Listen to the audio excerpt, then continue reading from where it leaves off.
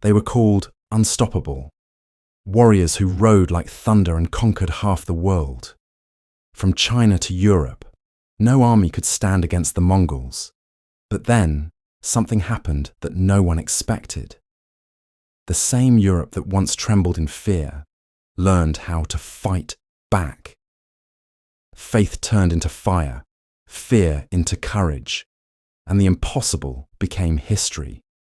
This is the untold story of how Europe destroyed the invincible Mongols, a story of power, unity, and the fall of the greatest empire ever built, the invincible riders of the East. In the 13th century, the world trembled at the sound of hooves. The Mongols, fierce warriors from the steppes of Central Asia, rose from the endless grasslands and conquered everything in their path. They were like a storm that no wall could stop. Kingdoms fell, empires shattered, and cities turned to ashes under their unstoppable charge. The Mongols were not just warriors.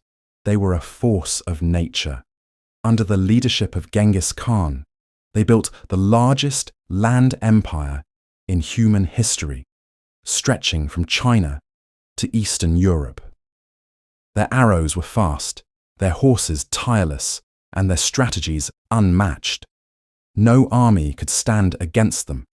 When the Mongol riders appeared on the horizon, kings fled, and people whispered that God himself had sent these horsemen as punishment for the sins of mankind.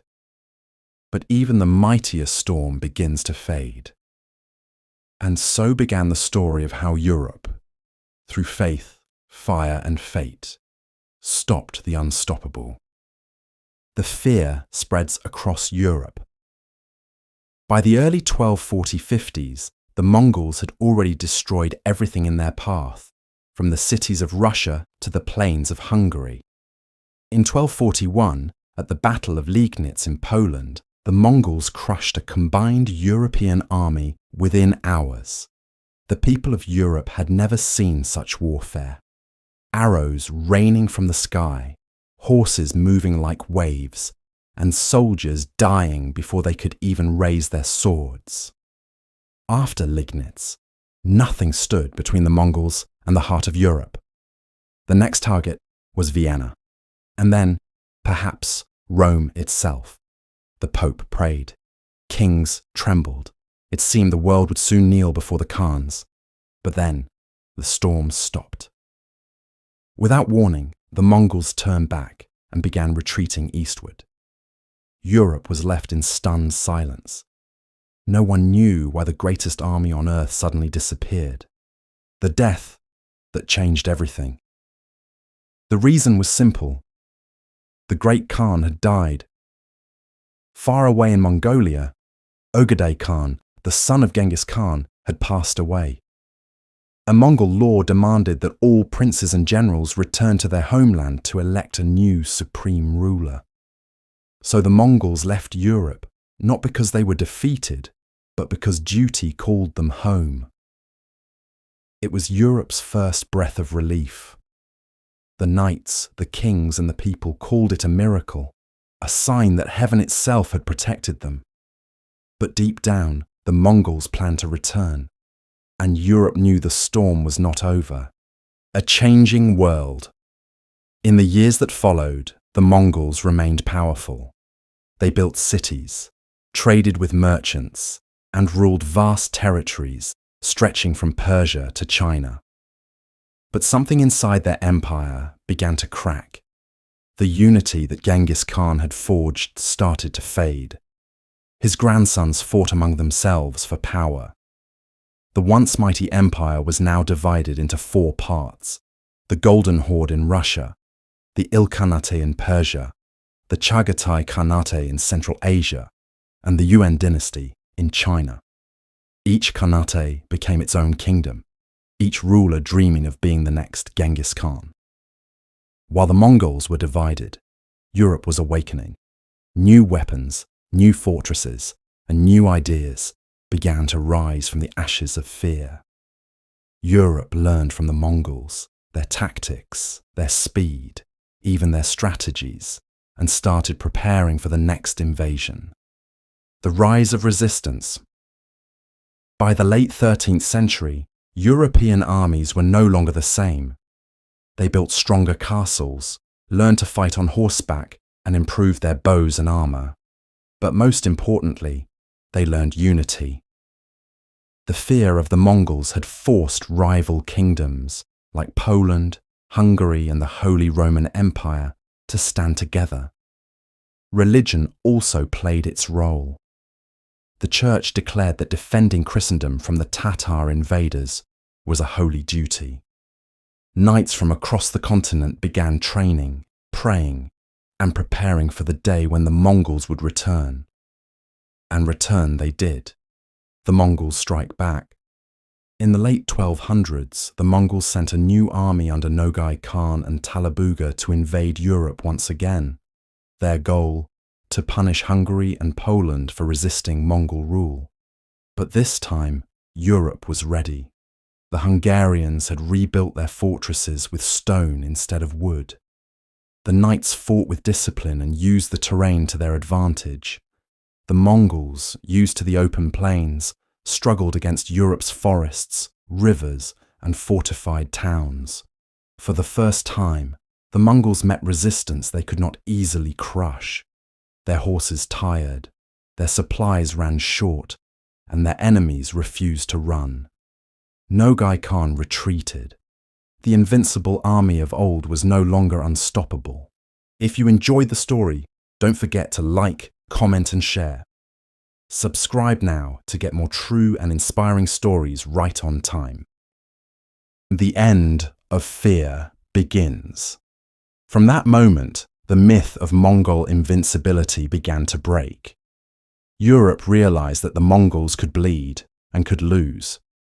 The warriors who once conquered kingdoms now found themselves facing enemies who had learned every one of their tricks. The balance of power was shifting, and soon a new force would rise in Europe, one that would face the Mongols on equal ground, not with fear, but with faith and fire. The story of how Europe finally destroyed the invincible Mongols was only beginning. The Broken Storm. The Mongols once ruled the world with fire and fear, but by the late 13th century, the storm that had shaken Asia and Europe began to lose its thunder. What once moved like one unstoppable wave had now become a sea of scattered tides. The empire of Genghis Khan was no longer united. Each grandson fought for his own throne. Each Khanate with its own rules, religion, and rivalries. From the deserts of Persia to the frozen fields of Russia, Mongol brothers now fought against Mongol brothers. Europe watched closely. The monster that had once threatened to destroy them was now fighting itself. And that was the beginning of the end. The battle for the West. In the 13th century, the Mongols still held control over Eastern Europe through the Golden Horde, a powerful branch of the empire that ruled Russia, Ukraine, and parts of Poland. They collected tribute from Russian princes and demanded loyalty from nearby kingdoms. But their grip was slowly loosening. The Europeans had changed. They had learned how to fight back, not with fear, but with firepower. By the 14th century, new weapons appeared on European battlefields. Crossbows, longbows, and most importantly, gunpowder. The thunder of cannons began to echo across Europe, and even the mightiest Mongol cavalry could not outrun a bullet. The Mongols, masters of horse archery, had no answer to this new weapon. Their swift attacks and hit-and-run tactics began to fail against walls of fire and iron. The same speed that once made them unstoppable was now useless against cannons and fortified cities. The fall of the Golden Horde. One of the greatest blows to Mongol power came from within their own empire. The Golden Horde, once proud and mighty, began to crumble from civil wars and weak leadership. Different Khans fought for the throne, while Europe grew stronger and more united. In Russia, a small but determined state began to rise, Moscow. At first, it paid tribute to the Mongols like everyone else, but slowly, its princes began to resist. In 1380, at the Battle of Kulikovo, Russian forces led by Prince Dmitry Donskoy faced the Mongol army head-on. It was not just a battle, it was a message to the world. Under the sound of church bells and the cry of freedom, the Russians fought fiercely. When the dust settled, the unthinkable had happened. The Mongols had been defeated. For the first time in more than a century, the Mongol flag did not rise over the battlefield. The Invincible had been beaten. The fire of faith. The Mongols had always believed in strength and discipline. But Europe had something they did not: faith. Whether it was Christian knights in Poland, Orthodox warriors in Russia, or defenders of Hungary's fortresses, all fought with the same belief: that their land, their people, and their God must be protected at any cost. This faith gave them courage where fear once lived. In castle after castle, in valley after valley, Europeans fought not for glory, but for survival. The Mongols, who once thought themselves as destiny's chosen, now faced enemies who fought with the same fire. Faith became Europe's armor, and the once invincible riders of the East began to fall. The Mongol Empire crumbles. While Europe rose, the Mongol world was collapsing. In China, the Yuan dynasty, founded by Kublai Khan, was overthrown by the Ming dynasty in 1368. In Persia, the Ilkhanate fell to internal chaos and disease. And in Central Asia, the Chagatai Khanate broke into small warring kingdoms. By the 15th century, the empire of Genghis Khan was gone, not destroyed by one enemy, but by 1,000 cuts. Trade slowed, unity vanished, and the fear that once travelled before them disappeared into history. Europe no longer saw the Mongols as gods of war, but as fading shadows of a great storm. The rise of new powers. As the Mongols vanished from Europe, new nations began to rise in their place. The Kingdom of Poland grew stronger. The Russian princes united their lands and began building a new empire. And Western Europe, once terrified, was now exploring the world. The very roads the Mongols had opened for conquest became routes of trade and knowledge. Europe learned from the East gunpowder, paper, printing, and even diplomacy, and used them to build its own future.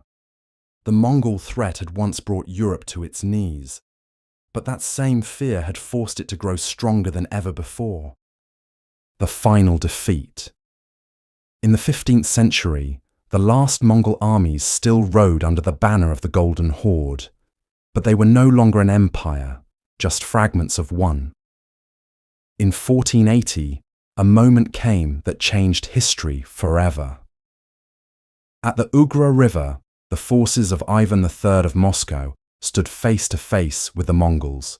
No one fired the first arrow. The two armies simply watched each other for days, and then, quietly, the Mongols turned back. Without a battle, without a sound, the centuries of Mongol domination over Europe came to an end. It was not the sword that defeated them, it was time, faith, and unity. The storm had passed. The legacy of the riders. The Mongols left behind more than destruction. They connected the East and West, carried knowledge across continents, and changed the way wars were fought forever. Their empire shaped history, and their fall shaped the world that followed. Europe survived, not because it was stronger, but because it learned.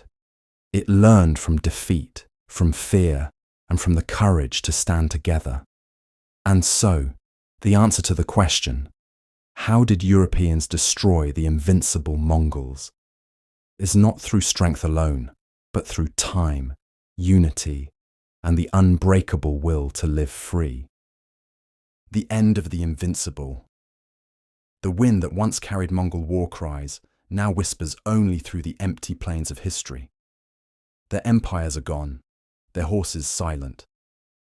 But their story remains, a reminder that no empire, no matter how powerful, lasts forever.